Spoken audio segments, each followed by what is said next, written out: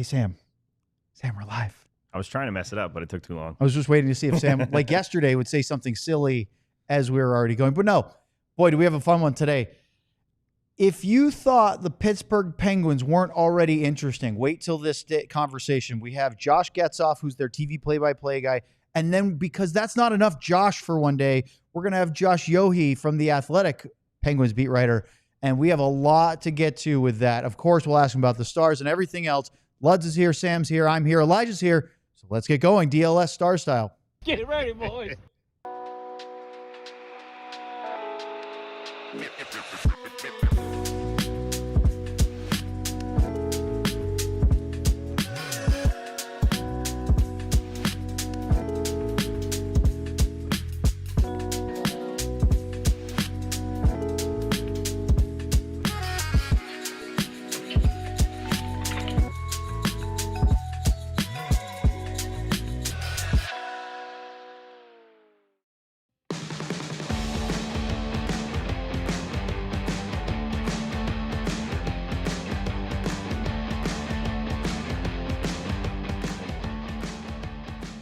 It is Wednesday. It is August 20th. This is the DLS Stars podcast. And yes, I know we've been doing a lot of talking about other teams. Well, guess what? We're about the halfway point of the other 31 summer series. Not as much focus on Stars stuff, although we just did record a mini pod today that will come out, I believe, on Saturday. That is very Stars-centric, and you should definitely check that out. Like and subscribe here, and welcome in, of course, the rest of our show. We have Sam Nestler here, and over in Wisconsin for only a couple more days. Craig Ludwig is coming back and bringing some heat or maybe some cooler temperatures. Cooler, we'll see. I think, Let's bring our first guest out, though, because Josh Getzoff is the TV play-by-play announcer for the Pittsburgh Penguins, and he joins us now live, probably not in Wisconsin. But, Josh, thanks so much for joining us. I'm positive that Pittsburgh is cooler than Dallas right now.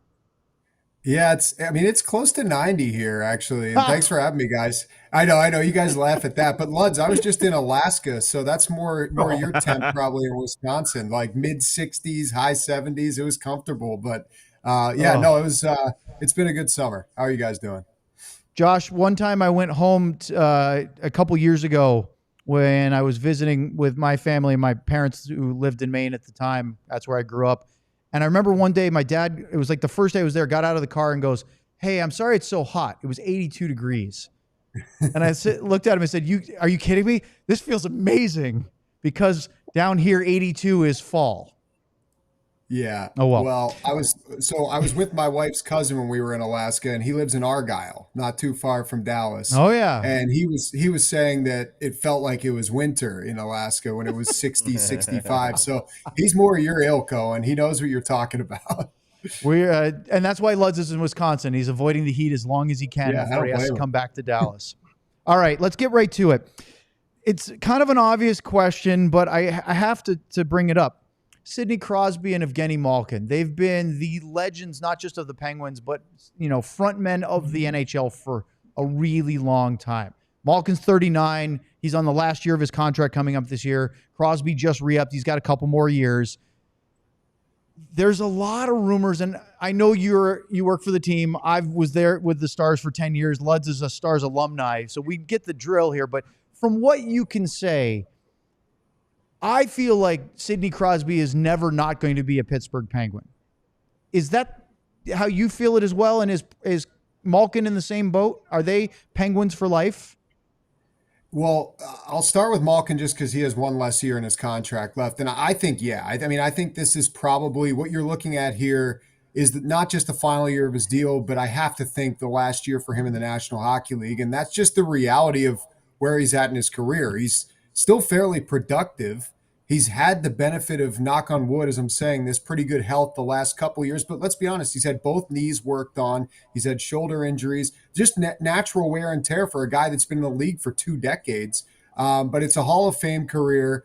A lot of people in Pittsburgh like to harp on the fact that he wasn't in the NHL's top 100 when that was revealed. So a lot of people like to say it's a top 100 player career around these parts. But he's been, unbelievable for this franchise as advertised, from start to finish, so clutch in the playoffs.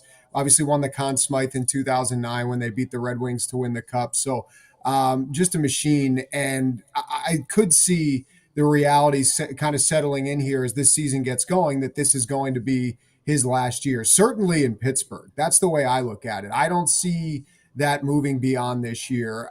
It would surprise me, quite frankly, if it extended beyond this year. And that's just the end of his NHL contract with the Penguins, as far as that's concerned. Sidney Crosby, I also feel, and I know I know what you said, Owen, but I feel like no censor on me. He's a Penguin for life. And I think it's because he said it. I just trust him at his word. He signed that contract last summer. I remember we were all getting ready for the NHL broadcast meetings in New York, and it came down in mid-September that, of course, he signs at 8.7 per because he's the psycho, and stays on that wavelength for the next 2 years. But, that's what I think he agreed to. I'm sure Kyle Dubas was very honest and transparent with him.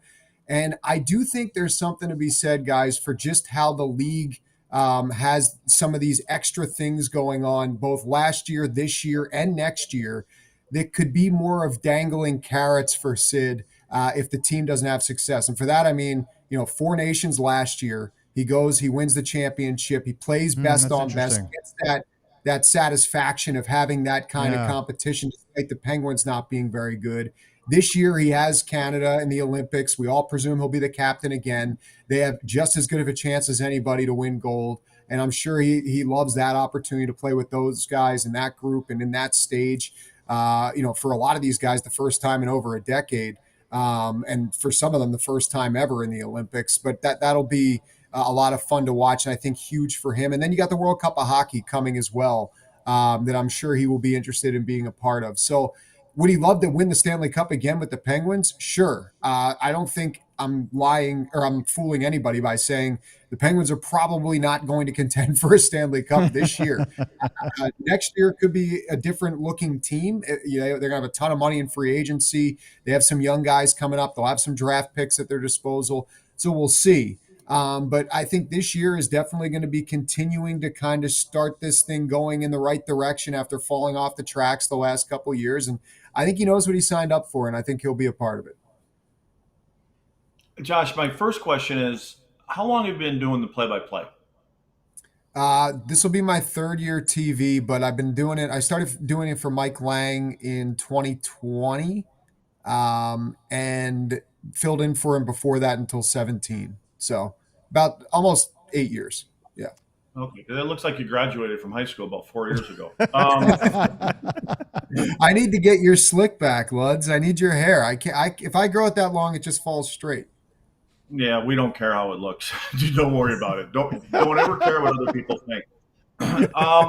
So I kind of figured, with the 2 clowns in the studio there, this is going to be a Crosby show today. But I guess my question, and you mentioned Kyle's name. How would you grade Kyle? I mean, he knew what he was stepping into, right? He knew there was going to be some decisions that had to make. You mentioned draft picks. I mean, I think next year, don't they have like 14 of them in the 2nd and 3rd round or something like that? But again, how do you assess what Kyle Dubas has done up till now?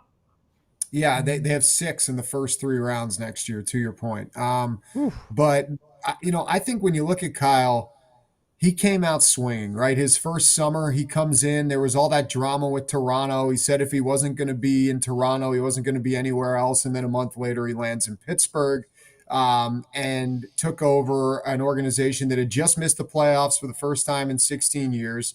So the thought was they got to get back in, and they got to get back in right away. I remember at his press conference, his exact line was, everyone in the league wants to bet against Sidney Crosby, Evgeni Malkin, and Kris Letang, and I'm prepared to bet on them. That's what he said to everybody that day when he was hired. So when he said that, we all knew that summer was going to be trying to add pieces to continue to win. And he attempted to do that. And I'm not going to sit here and say that I wasn't excited. You guys were in the West, so you saw Erik Karlsson a lot more than I did those few years he was in San Jose. Don't get let's started on Erik Karlsson. Oh my God. If you could see how many notes I have here with Karlsson on it. Yeah, I'll tell you, Yeah, right. And I would argue that Phil Bork's probably got a similar list to you right now, Reg, as far as the last few years. But when I saw that trade, we're excited, right? Reigning Norris Trophy winner, got 100 points. I mean, he was on a terrible team in San Jose, but he obviously had great individual numbers. And you figure, okay, they missed the playoffs by a point. You add this guy, you already have Kris Letang. Things are going to work. They go out and get Riley Smith after he had a great run with the Vegas Golden Knights and won the Cup. Boom, there's another top six winger. They add Lars Eller. Great. There's your third line center. They hadn't been able to address that in however long. They lost Bryan Dumoulin that summer. Kyle goes out and gets Ryan Graves, which now is a name that makes everybody in Pittsburgh cringe a little bit. But at that time, looked like he was going to be a guy to slot right in alongside Kris Letang and fill that void left by Dumoulin. So you like that first offseason that he had. It's just that nothing really worked out. And probably the two biggest glaring issues, aside from Graves, obviously Karlsson. That was a swing and a miss. And he's put up points, but it hasn't really worked here overall these last couple of years. And the biggest one, of course, is Tristan Jarry. And I do think when you look back at that offseason and you look around at what the other goaltending options were, it's hard to fault Kyle for bringing him back. But I think when he brought him back at the number and the term that he did, everybody kind of was like, whoa, okay. I mean, we'll see what happens, because when Tristan's been good, he's been an NHL All-Star. But when he's been bad, as we've seen, in the last calendar year, he's had to go down to Wilkes-Barre Scranton in the American Hockey League for conditioning and to get himself right again. So it was a bit of a risk to put all that money in that term and that guy. And I think those two have kind of been two of the bigger issues as far as the roster construction here under Kyle over the last little bit. But, to his credit, the next year, he realized things were not going to continue to go into let's hang on and try to get this team in the playoffs. He traded Jake Gensel. He picked up some big prospects in that trade. That obviously was a really big ripple effect as far as what it did in the locker room, what it did to the city. That guy was homegrown here and a fan favorite. And he continued to just subtract as far as bigger pieces over the next calendar year, with Marcus Pettersson going, Drew O'Connor going, players like that were moved on. So what he's done is he's added a lot of draft picks. And what I would say is I would give him somewhere around a C+ and a B.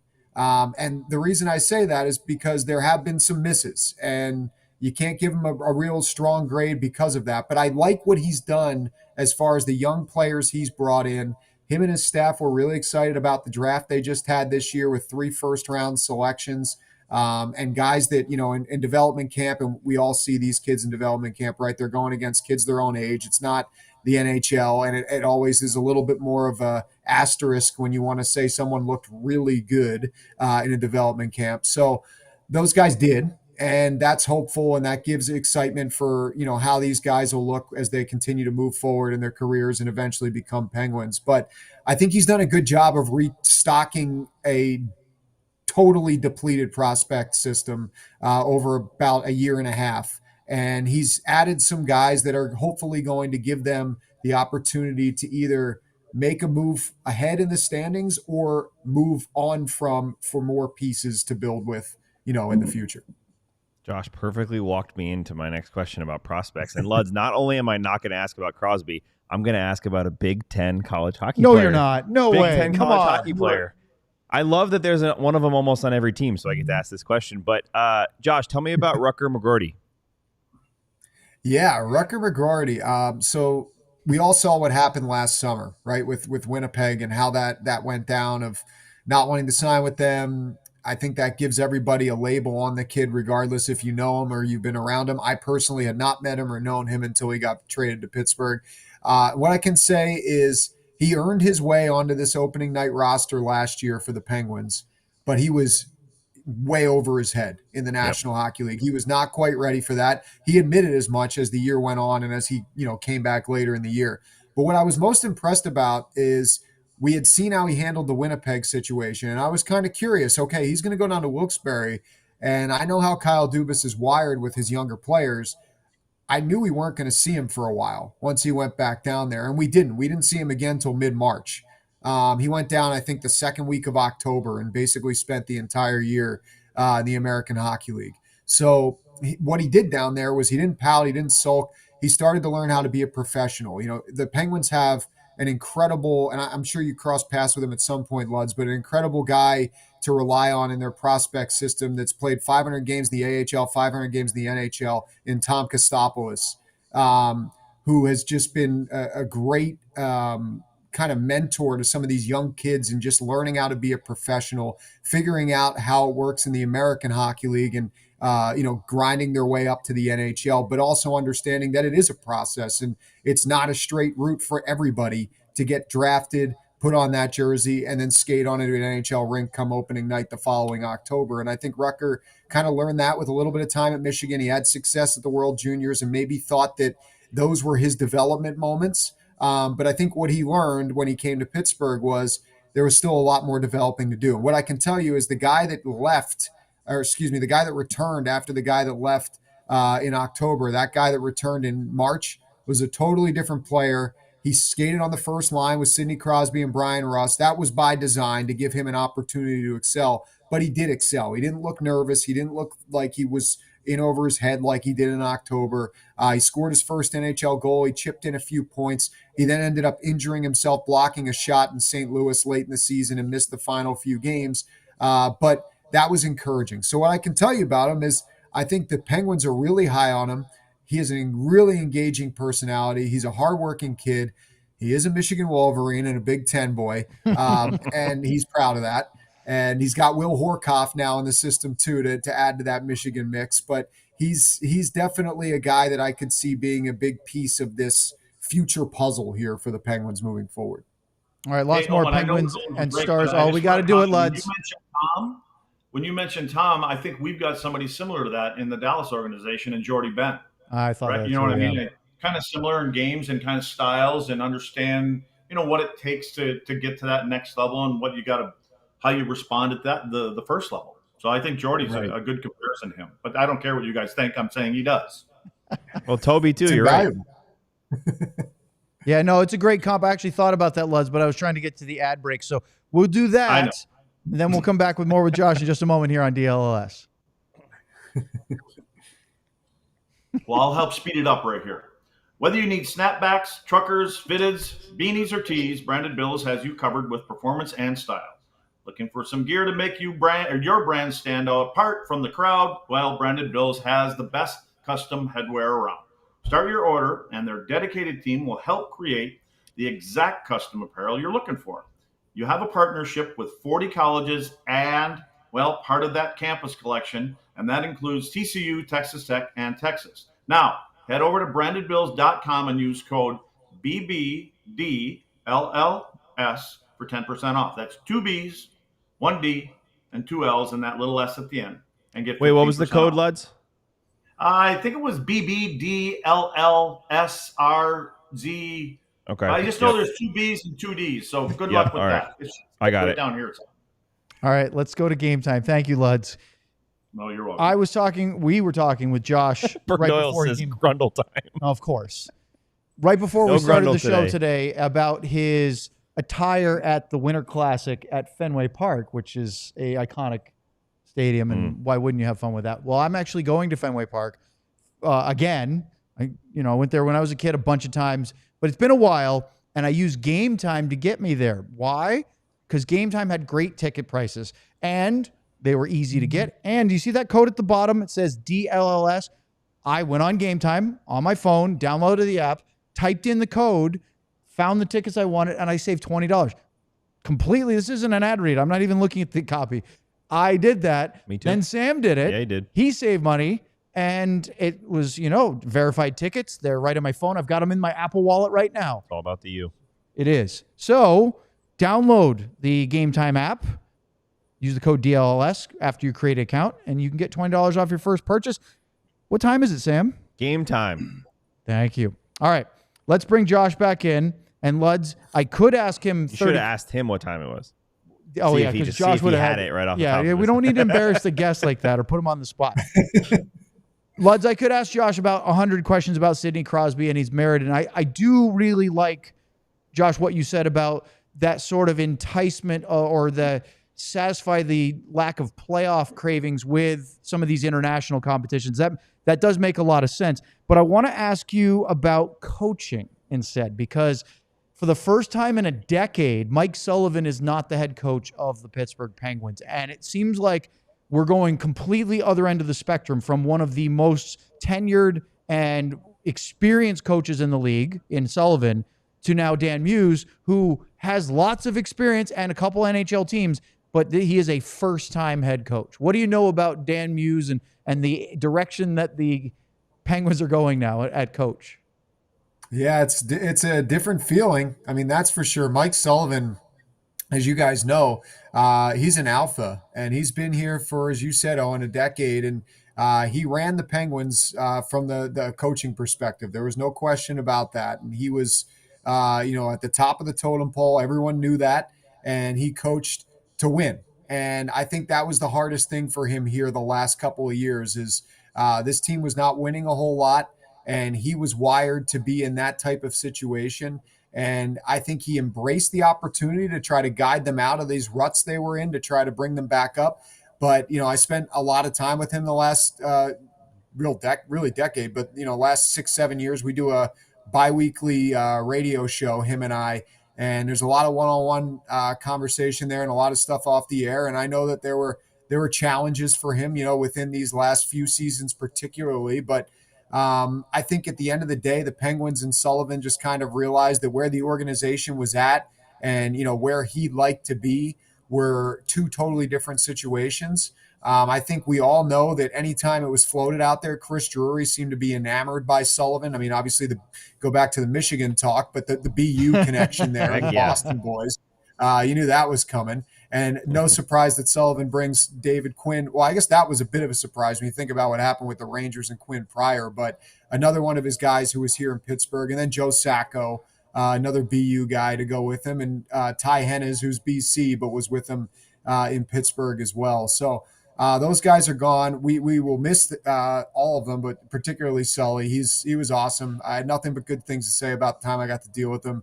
And he, won 2 cups with the Penguins. So I think people here will forever be grateful to him. And it's kind of cool that they opened the season against him. And then that first Saturday night home game of the year is here at PPG Paints Arena against the Rangers. So that should be a really cool scene to see Mike Sullivan, back in Pittsburgh pretty early on in the season and get 2 games against his old team right away. I'm sure he's happy about that. He gets him out of the way right away too. But as far as Dan Muse is concerned, we're all still kind of learning about who Dan is, as a person. Like we've heard a lot about him through secondhand. We met him at the press conference. I've done a couple things with him in group settings the course of the summer, like 1 or 2 different events. But I'm looking forward to seeing, how he operates, what his practices are like, how he handles the media, all different things that you learn about what guys are all about when they get into these kind of roles. What I do know about him from talking with guys that have played under him in both New York and Nashville is that he is just a hockey lifer. Like he gets to the rink at 6 a.m. every day. He's the last guy to leave. He sets an example that way. He's obsessed with the nuances of the game, the coaching of the game. He has great connections with players, both stars and grinders. He kind of finds that middle ground. And that's going to be the biggest challenge for him here because, as I mentioned, Mike Sullivan was an alpha. That helped him in the Penguins dressing room. Dan Muse, the biggest test he's going to have before any media talk to him during the season or before he has any wins or losses is going into that Penguins dressing room and announcing his presence that he's in command of the team because there are a lot of personalities in there. Obviously, Sid and Gino, but Kris Letang, Erik Karlsson. You have some guys that are going to be seeing a first-time coach and they're going to be trying to figure out what he's all about. So I'm curious to see how it'll work. I don't dislike the hire by Kyle Dubas. I think so often you hear the retread conversation and Muse is anything but. And I'd also say, guys, that I really like the staff that they surrounded him with. They have a good mix of some, first-time coach in Nick Bonino, who obviously has a history with the Penguins. Rich Kloon, who's, been out west the last couple of years in Anaheim, but is fairly familiar to a lot of the players still around the league. And then Mike Stothers and Todd Nelson will flank him on the bench there. So I think that they're real experienced guys. They've got, in Nelson's case, they're guys that have won fairly recently. Stothers has also won, but has been around for a ton as well. So I'm interested to see how it all mixes together, but I think they have a good group of, one, experience, but two, personalities there to kind of, figure this thing out here as they set their feet in the stand this first season. Not so sure that Mike Sullivan's in the right place if he's coaching to win. With the Rangers? Yeah. You said it. You said it. Just saying. Yeah. We all have our thoughts here on that too. Don't worry. Well, speaking of Erik Karlsson. Here we go. Of the 319 defensemen that played in the league last season, all right, the on-ice even strength goal differential stat, Erik Karlsson was number 305. Oh, making what? 14 million? Okay, so my question is, I'm a huge fan. You mentioned Kris Letang. I've been a fan of his for a long time, and he's played through some, he's got health things and things like that. When Karlsson got to Pittsburgh, and kind of took over on the power play thing, how did Kris Letang handle that? I know Letang is now 38 years old. He probably 30. Like, did he just take that in stride? I'm a team guy, no big deal, or do you think that affected him at all? I think, well, to answer your question, Luds, he took it in stride on the surface. Like, everything he said was positive about it. He kind of worked with it. Him and Karlsson have a good relationship. Like, I see it, like how we see all these things working with these teams and being in the media. You see a lot that the fans don't see. And they have a good relationship. They're very friendly. They're always around each other on the road and stuff like that. And, I think that part of it is fine, but I do think there was an impact to Kris Letang. I mean, this is a guy that had gotten so used to not just playing the power play, but playing those kind of minutes. This is a guy that, routinely will play 26, 27 minutes a night on back-to-back nights, no problem, despite the health issues that you talked about. And he's had his fair share, especially some scary ones.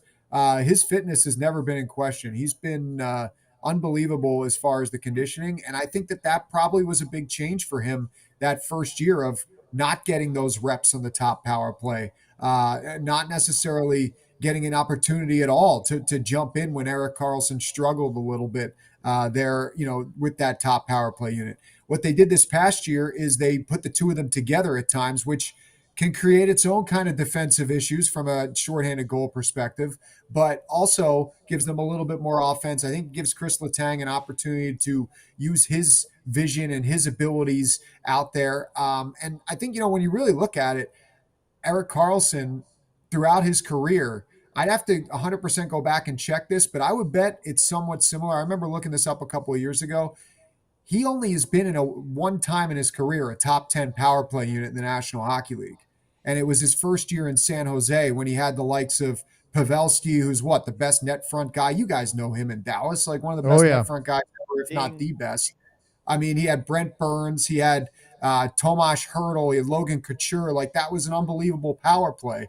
Not to say that Pittsburgh's isn't, but it's not a guy that has been a power play stalwart despite how good he's been offensively throughout a lot of his career, especially if you just look at the teams he was on and where they were ranked in the power plays. It doesn't, correlate.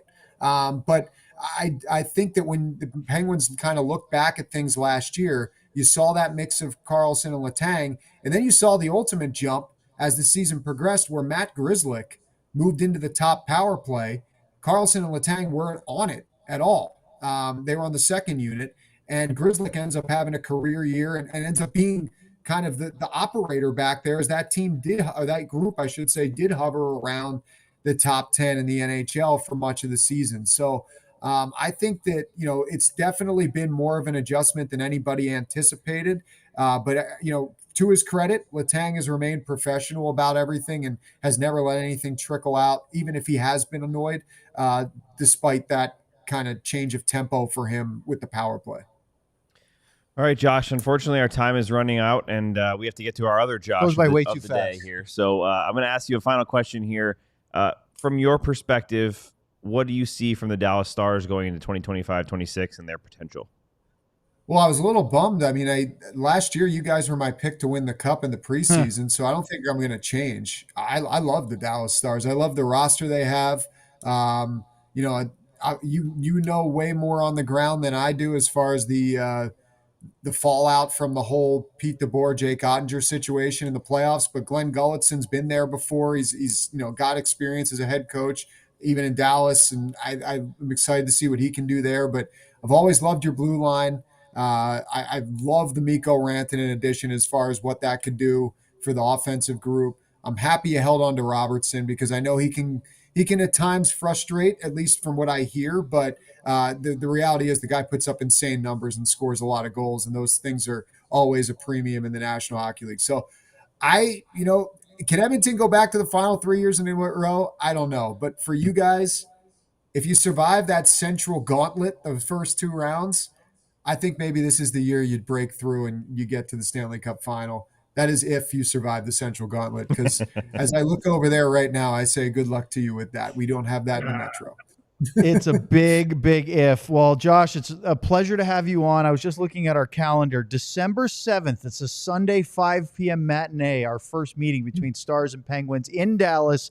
And then March the 28th, it's a Saturday, 4 o'clock Central Time at PPG Paints. Be curious who's still on the roster when we see you guys in Dallas, and then when they go to Pittsburgh in March, especially after the Olympic break and then the trade deadline.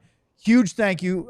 Such a pleasure. Can't wait to see you during the season. Enjoy the rest of your summer, but thanks for joining us, Josh. Thanks, Josh. Appreciate it, guys. Yeah, I'll send you all some Matt Dumba Penguins jerseys for having me on. Thank you. I can't wait. There he goes, Josh Getzoff, the TV play-by-play voice of the Pittsburgh Penguins. And we'll talk with another Josh Yohe from The Athletic in just a couple of minutes here on DLLS. Your favorite time. But first, what if I told you that this trip I've been telling you about is still happening and we are still months away, 3 months away, almost exactly to the date. Yeah. But yeah, let's get on with it. You're probably saying, what trip, Sam? So let me answer that for you. The DLS Cowboys crew is headed to Las Vegas, Nevada. Nevada. I heard you. I didn't want to stop your ad read to tell you that you said I have the 2 name minutes, right. so we can stop me as much as you want. Hey, stop. Thank you. You said it right. Thank you. Thank you. Thank you. With True Fan Travel for the ultimate fan experience, DLS is taking over the Strip for an unforgettable weekend in Vegas, and you need to be there. There it is, November 15th through 18th. The main part of that trip is the Dallas Cowboys visiting the Las Vegas Raiders on Monday Night Football. That's for you, Ardell. It's going to be a good game. Ardell says that the Cowboys are going to lose 31-24. So if Ardell already knows it, that means it's going to happen. But this all-inclusive trip includes a 3-night stay at a luxury Vegas resort, game tickets, VIP parties, which I really want to know what that means because a VIP party sounds like a good time, exclusive events with the DLS crew and fellow diehard fans, and much, much more. It's going to be a good time, and you need to be there. So this is how Dallas does Vegas. Book now at truefantravel.com. But let me also tell you about some amazing apparel that we have. The Jake Ottinger shirt remains one of my favorite shirts that DLS has released, and I just confirmed with GM Ben that shirt is going to be arriving for me either by the end of this week or early next week. And you believed him. And I actually believed him, which at your own risk. Is sometimes wrong. But plenty of amazing shirts. The Moose shirt, the Mikkorantanen finisher, Wyatt Johnston, the Finnish shirt. Mafia, the classics, flags. We got it all. Luds is Dallas collection shirt, Dallas versus all y'all. Elijah scrambling for the buttons as I randomly say apparel. Go check it all out, alldls.com. Is our second Josh ready to go? He is. Well, let's welcome in, by no means second fiddle, but second on the billing today, from The Athletic, the Penguins beat writer for The Athletic. We welcome in Josh Yohe to the program. Josh, how are you doing this afternoon?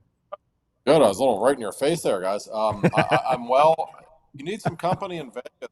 I'm always up for that. The Penguins don't play there until March, so just saying that trip sounds kind of enticing. I mean, yeah, we'd love to go too. You guys, I was just telling Getzoff this. You guys are coming to Dallas on December 7th, which is a Sunday. I have no idea what your previous game schedule, because I'm looking at the Stars games, but Well, I want to save that question because I want to bring that up of who's on the roster December 7th versus in the late March. But I have to ask you something that you've been writing about more recently first, right off the top, and it has to do with ownership. It's also something I didn't necessarily want to throw in Getzoff's face as a broadcaster for the team. So, but you've written articles on this recently. Go to The Athletic and read them. Josh has got some really good reporting. Are the Penguins actually for sale is my question. And I'll let you do some of the details because there's a lot going on here and maybe more than one potential buyer in this relatively new story coming up. Yeah, I don't know if I would say the Fenway Sports Group has a big for sale sign hanging outside of the arena, but it's becoming increasingly clear that a lot of people in the business world think they can be had for the right price.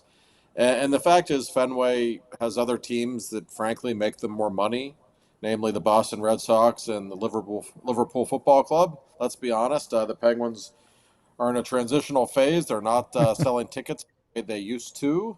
And there is word that, they can come close to doubling the investment they made 4 years ago when they purchased the team from Ron Burkle and Mario Lemieux. So, yeah, I think there's a real chance it's going to happen here at some point. The Hoffman family, which is based in Chicago, is the latest group that you are alluding to. Reports, it was Elliot Friedman first reported the other day that they are interested in purchasing the Penguins. I've written for a couple of months now that Mario Lemieux and Ron Burkle have discussed the possibility of going back into the ownership role. I don't know that it would be a very good business move for them, given that they might have to spend almost twice as much on the team for which they sold it for a couple of years back. But that, as you can imagine, is a huge story in Pittsburgh. Anytime number 66 is brought into the equation, that perks people up a little bit. Well, let me ask you one follow-up on that. You had this in your article, and it really makes a lot of sense. But because we've heard, and Luds and Sam and I have talked about expansion a couple of different times. We've seen where the salary cap is going. We've seen where hockey revenue is. And, of course, valuations, which is a huge deal, right? The idea that you could sell for you're reporting $1.75 billion possibly, which is, like you said, almost double the $900 million that Fenway Sports Group paid to buy them. Was it a couple 4 years ago?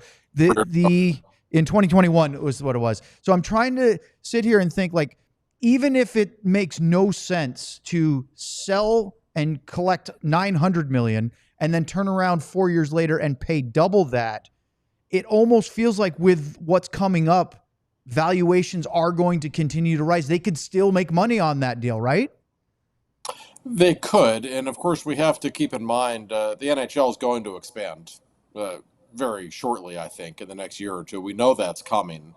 And when that happens, so much more money enters the league and that money gets shared. That makes all of the franchises more valuable. That said, from a financial standpoint, it still never made complete sense that Lemieux and Burkle and David Morehouse would want back in. Yeah. From a financial standpoint, you're still probably losing money on this. I've talked with so many people close to them. Like, my first reaction, especially with Mario, was like, why? Like, he never really wanted to own the Penguins for as long as he did. Obviously, was incredibly successful, cashed out, got a couple of $100 million, just for himself. He's got grandkids now. He likes playing golf in Florida most of the time. Like, why come back? And the one response I heard from somebody very close to him was, well, Mario's kind of bored. I'm like, oh, okay, well.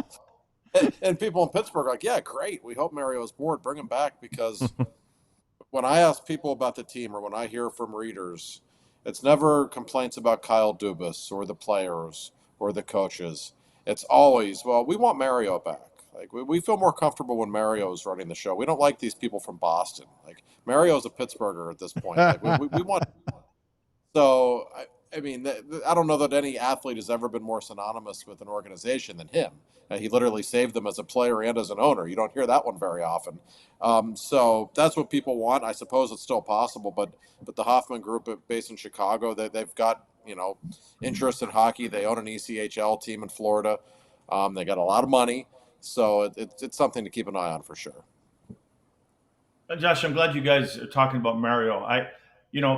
Anytime I'm asked, and I think a typical question for us is always like, who's the hardest guy you ever played against? And everybody's always going to say Gretz all the time. And I'd say no, Mario by by far. It wasn't even close for me. His size, hands, everything he could do. With Gretz, you could you knew what he wanted to do, and if you just let me take care of him, he's going to pass it to everybody else. But with Mario, there was one particular time, Sean Chambers night, Bundy got beat a little bit, and I was on too far out. I jumped on Mario's back. Literally, my skates were off the ice.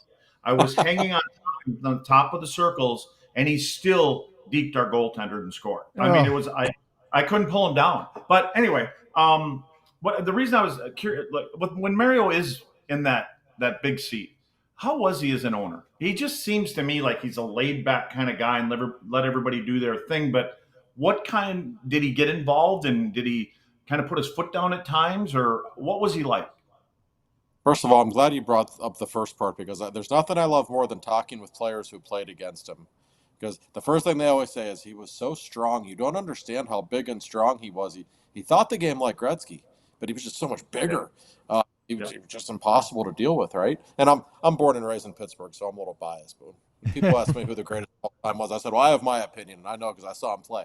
But as an owner, like, Mario was incredibly hands-off, really quiet. He delegated a lot. And that's his personality. Like, he doesn't like being front and center. You don't really see him get interviewed these days. He's always been one to stay in the background, but he had this interesting knack for just saying something when it needed to be said.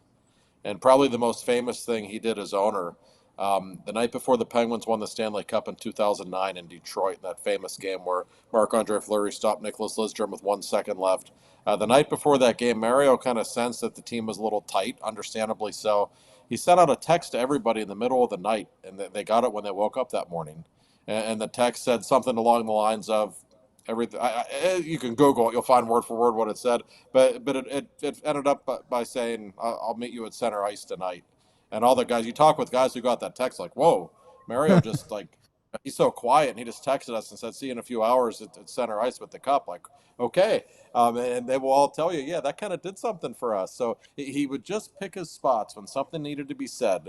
When he thought they needed Marian Hossa the year before, he never told Ray Shero what to do, but he told Ray Shero, like, hey, Ray, you know what? If you think we're good enough, go get this guy. I mean, he would do little stuff like that when he thought it was necessary. But in general, he stayed in the background. But boy, if you ask people, there's nothing against the Fenway people who are running the team now. I don't think they're bad people by any stretch. But when Mario was in charge, there was just more of a family atmosphere around the organization. And it was so obvious. It's night and day compared. It's very corporate now. Back then, Mario kind of knew everybody and would talk with everybody, and everybody loved Mario. And it was just a real feel-good story when he was the owner. Boy, see, Luds, that's a committed team right there. When he says someone like that is sending a text message in the middle of the night, as you said, and they got it in the morning when they woke up, we'd be answering those text messages. We were trying to hail a cab somewhere downtown, trying to get back to our Luds, but I think if you look Mario's team in the early 90s, the Penguins would have been the same way, I think, when he was playing from stories I've heard. So, no, yes. Froggies. Remember Froggies? Oh, nobody remembers Froggies. He had more than one. Okay. Luds, when you're listening to Josh talk about his style, though, you talk about Bob Gainey so much, I can't help but make the sort of a connection there with he doesn't say it very much, but then when he does, people are really listening and he knows the right time. It kept all your Bob Gainey stories start to go into my head when I hear Josh talk about Lemieux. No, 100% right. And that's exactly who I thought of right away. Gainey had the ability to just stay calm and cool, and he never lost his marbles at any point. But when he did, you were like, whoa, and so it's such, there's my eagle back. So it's such a big a difference. I think that's what you do, because there's so many guys that want to be the rah-rah guys. And at the end of the day, it's like, yeah, we know. But it's the guys that save it to the proper times. They know. And he was into the little notes and things like that. So it was the same kind of deal. So, yeah, it reminded me of Bob right away. All right, Josh, I'm going to go completely off track here like I usually do. Left turn. We got to go to a break soon, so I figured a good quick one. But I grew up a diehard fan of a certain team in Steel City. Spent a lot of time waving a terrible towel and watching the ketchup bottles in the snow at Heinz Field. So I'm curious. I saw it over your shoulder. That's why I brought it up. So I'm curious, on a scale of 0 to 0.5, how much success is Aaron Rodgers going to have with the Steelers this year? Well, I went to a couple of training camp practices just out of curiosity. Like, he can still sling it. Like, he looks good physically. He really does. And I think he'll be pretty good. He's such of a polarizing figure, right? That I find that people who hate him, like, you can read articles. Like, trust me, none of us is completely objective in my industry. It's just the way it is. I read these articles and people just trashing him. I'm like, he wasn't that bad last year. Like, I know he wasn't great and the Jets weren't good, but some people just don't like him. So they're not going to give him the benefit of the doubt. This isn't like 2010 Aaron Rodgers, but I think he'll be pretty good. I think their defense is really good. Probably a playoff team, but the AFC, your Cowboys are lucky they get to play in the NFC, because in the AFC you got to go through Mahomes and Allen and Lamar and all these unbelievable quarterbacks. And unfortunately for the Steelers, Rodgers is 41 and not 31. Boy, I didn't know we were going to get a Steelers hot take, but you never know. I mean, we could start bringing up Kenny Pickett and Russell Wilson and just totally derail everything, but we're not going to do that. Lots more with Josh and Pens and Stars talks in just a moment here on DLLS. But before we do, I have something new to tell you about. That's right, Sam. You had to do the same read again. Did you know that the Cowboys crew is head? What if I told you that there is a new Die Hard only event coming next Monday?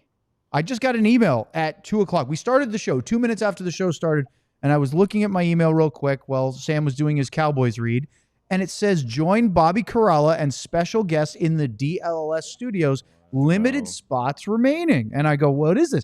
So it's Monday the 25th from 7 to 9 p.m. in the very building that we're in right now here in downtown Dallas.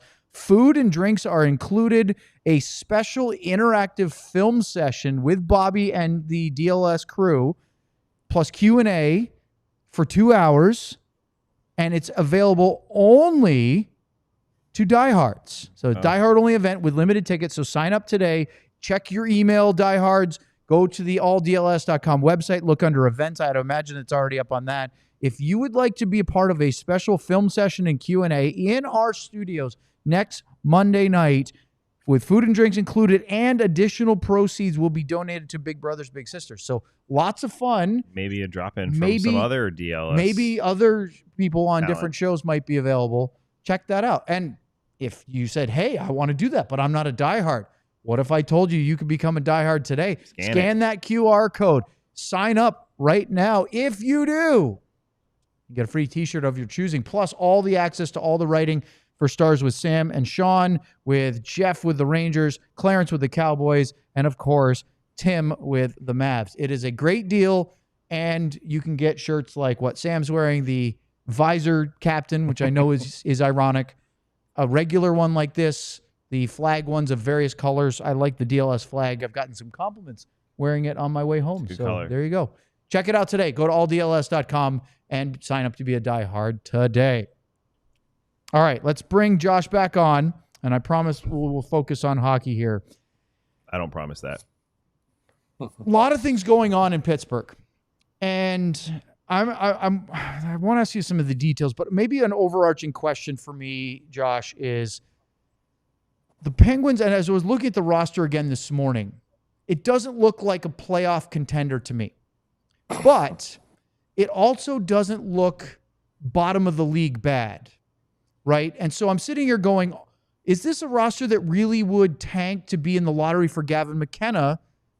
And maybe it'll change. I mean, you had some interesting stuff about players that may not be on the roster by the time the regular season starts, some potential trade bait. And I'm just looking here is this a crossroads for them to decide to go that direction, or because Sidney Crosby, Evgeni Malkin, Kris, Letang, Erik, Karlsson, these veterans, that there's going to be trying to find a way to hang around and maybe nab a wild card spot? Yeah, you're right on the money. I talked with Kyle Dubas, this was over a year ago, and he very matter-of-factly said, yeah, Sid's never going to let us get a top 5 pick, I don't think. It's just very yeah, he might be right, because you look at the roster, they can actually field 3 pretty good lines. As currently constructed, especially if they still have Karlsson and Letang to get the forwards to the puck, they'll score goals. They'll also give up a lot of goals. So I would certainly bet the over on the Penguins this coming season if this remains intact. I really think Kyle Dubas, he just wants to rebuild. That's I think what appealed to him about the job when he took it a couple of years ago. He knew a big rebuild was coming, and that intrigued him. He wanted to do that, and he's done a wonderful job. They have 30 draft picks in the next 3 years. They have a ton of premium picks coming up. They've added some legitimate prospects to the organization, all things that they needed. They have a couple of guys on their team that probably won't be on the team for much longer. I'm talking about the Rickard Rakells, the Bryan Rust, maybe even the Erik Karlssons. Especially with Rust and Rakell, they don't make that much money, relatively speaking. You're almost certainly going to see one of those guys dealt, if not both, before the trade deadline. Karlsson is an interesting one. He's been terrible in Pittsburgh, and he's so polarizing around the league. But it only takes one GM to be, intrigued by the talent that he has. The Penguins might have to eat some money, but I could see them dealing him at some point. But yeah, you hit on it. That's the problem with the Penguins.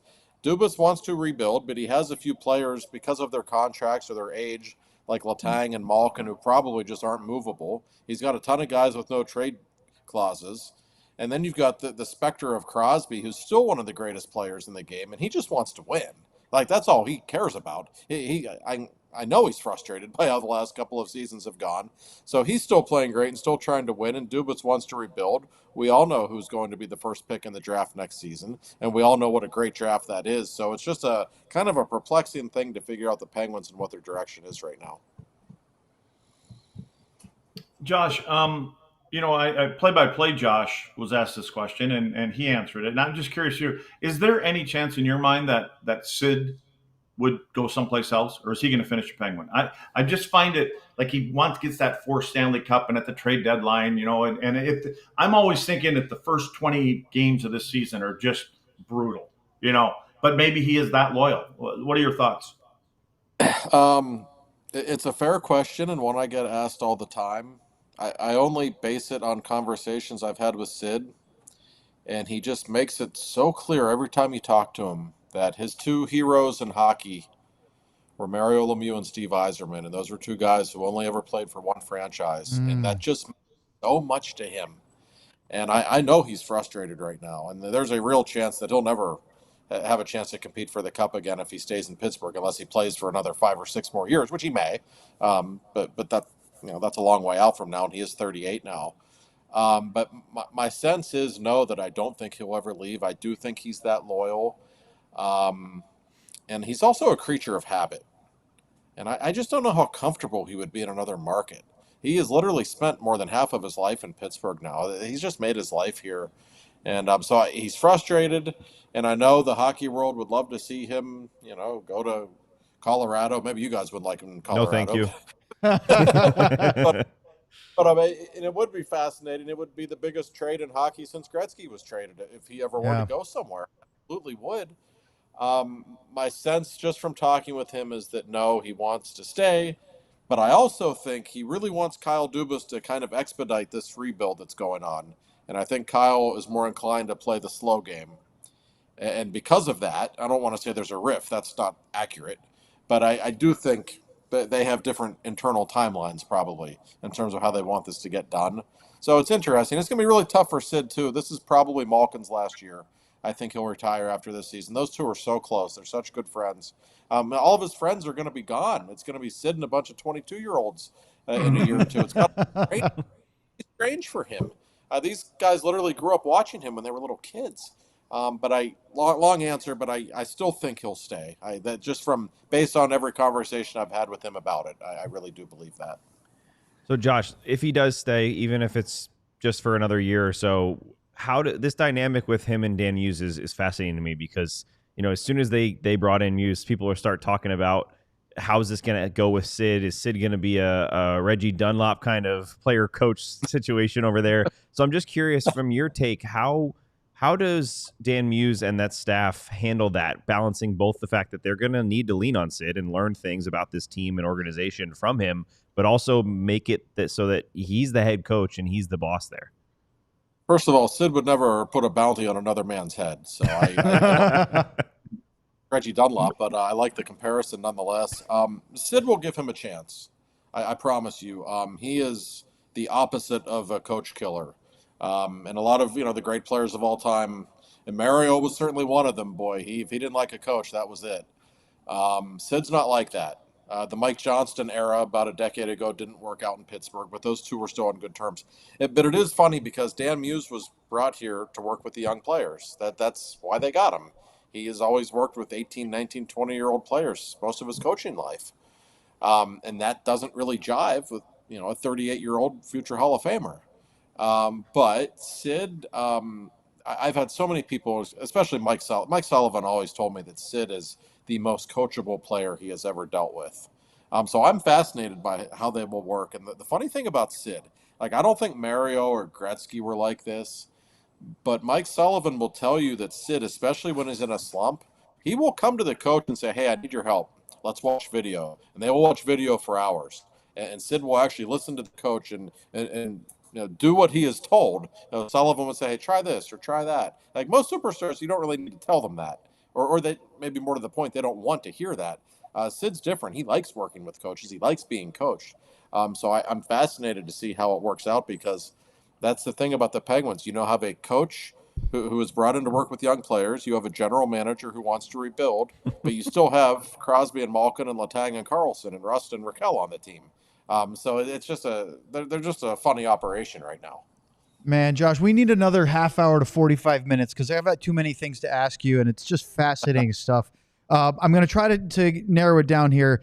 One thing that I'm just going to throw out there, I think the Nedeljkovic trade to San Jose and then 2 weeks later going and getting Artur Silovs from Vancouver is a really shrewd move from Dubas because there's a logjam with the Canucks goaltending tandem, and they got a guy who obviously won a Calder Cup just now and might be a really good up-and-coming NHL goalie for a pretty – I don't know how you feel about the Chase Stillman in a fourth-round pick, but that seems like a steal for what Silovs could become.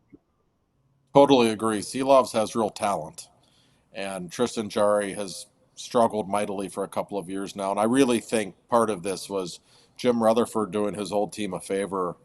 Jim and Kyle Dubas have a really good relationship, and I think Jim is well aware of what the goaltending situation in Pittsburgh was, and they just had a logjam in Vancouver. I wouldn't be shocked if he's the opening night starter, even though Jarry is still on the roster. I think he's the kind of talent that was absolutely worth taking a chance on, especially when you had nothing or you gave up very little to get him. Okay, one more thing for you real quick before we ask you about Star stuff. This is actually Stars adjacent. What are the Stars getting in Vladislav Kolyachonok as the part of the Matt Dumba trade? He's young. He has talent. He does. He played a handful of games, and I would say half of them I was like, whoa, this guy can play. He can really skate, and he could eat up minutes and was really impressive. But then the other handful of games, you could see just some inconsistencies in his game. He just needs to play. I don't know if he's good enough to make that roster out of camp, honestly, given how deep the blue line is. When I watch him play, that's just – I would say to myself, this guy just needs to play in the AHL for half a season and really coach him up down there, and he might have something. He's got talent.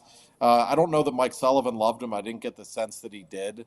But there's definitely something there. I think he's the kind of guy, if he ends up with the right coach, you might have something. There's some real physical talent there. All right, Josh, last question somehow already. Way too fast. No rules, no holds barred. What do you see out of the Dallas Stars 2025-26? I heard the end of Josh Getzoff's appearance, and I'll say the same thing. I pick the Stars to win the Cup every year. They haven't done it yet. I just think they are the deepest team in hockey. When I look at their roster, I just never see a weakness. How do you beat them? I guess the answer is Connor McDavid and Leon Draisaitl, but they're so impressive. They're so well-rounded in every facet. I really, and now I don't know how the coaching change is going to work out. I certainly was surprised by that, as I think a lot of outsiders were. You guys probably know more about that than I do. But I think Mikko Rantanen is a real star, and no pun intended. And I just think it's a matter of time before that team wins it all. It's funny, we were talking about the NFL and the AFC. That's kind of how I view the NHL and the Western Conference right now. When you have the Avs still there and the Oilers and all these great teams, the Kings aren't going anywhere. I don't need to tell you guys about how many great teams are in the West. But one of these years, and they're still young too. That's not an old team by any stretch. I think in the next 2 or 3 years they win a cup. I just think there's too much talent on that roster not to. It certainly feels that way. For an alumni float, so they better win it soon while some of us are still alive. We have it on record, Josh. Luds asked Jim Nill on our show, and he promised an alumni float fully stocked, right, Luds, as part of a championship parade? Handicap accessible, I said. I like it. Well, Josh, it's look, it's been an absolute pleasure. Great guest, great insights. I've been reading your stuff at The Athletic for a long time, and you didn't disappoint today. So thank you for taking the time out. Keep up the great work. If you don't follow or read Josh's stuff on The Athletic or what he puts on social media already, you're not getting just incredible coverage. So thank you so much. It was a pleasure for me as well as the rest of our viewers. Yeah, I enjoyed it, guys. Anytime. Thanks, Josh. All right, there he goes. Josh Yohe from The Athletic, and that does it for today's show. As Luds and I will be back tomorrow. We're past halfway with the other 31. Sam is not on tomorrow's show because of logistics of all the remote people. There's the hot Sam. I'm not turning my back on the fans. I was told not to be on the show. Right, because Sean is on tomorrow and Friday. So it'll be me, Luds, Sean, and tomorrow the Toronto Maple Leafs are our team of focus. Luke Fox from Sportsnet, Dave McCarthy from the Sirius XM NHL Network Radio, and also the Toronto correspondent for NHL.com. And then, Luds, we're going to do a Sean show on Friday because it's Detroit Red Wings on Friday. So a lot of interesting. Talk about different teams in different places, Toronto and Detroit, over the next 48 hours. So 1 o'clock tomorrow, Central Time, and 1 o'clock on Friday. Don't miss it. Big thank you to the two Joshes today. Josh Getzoff, their TV play-by-play guy for the Penguins, and Josh Yohe for The Athletic. Great stuff, even if their team might not be very good next year. Thanks so much for joining us. For Elijah and the rest of us, have a great rest of your Wednesday. We all silly like the mayor.